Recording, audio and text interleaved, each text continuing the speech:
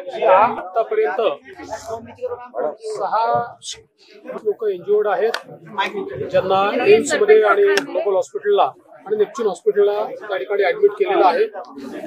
ती आग पूर्णपणे कंट्रोलमध्ये आणण्याचा प्रयत्न चाललेला आहे। जवळपास सर्व प्रकारचे इक्विपमेंट्स त्या ठिकाणी आहेत। NDRF, SDRF, TDRF अशा सगळ्या टीम्स त्या ठिकाणी सातत्याने काम करत आहेत आणि आजूबाजूला कुठे ती आग पसरू नये, कारण इंडस्ट्रियल एरिया आहे, त्यामुळे त्याचा देखील प्रयत्न चाललेला आहे। सर, MIDC मधल्या अनेक ज्या कारखाने आहेत त्यांच्यावर काही कारवाई केली जाणार किंवा नवीन नियमावली काय बनवली जाऊ शकते? आता याच्यात नेमकं कारण काय होतं, काय व्हायोलेशन होतं का, या संदर्भात देखील माहिती घेतली जाईल आणि समजा जर काही व्हायोलेशन असेल तर त्याच्यावर कारवाई केली जाईल आणि अशा प्रकारचं व्हायोलेशन अन्य कुठे असू नये याची देखील पडताळणी केली जाईल।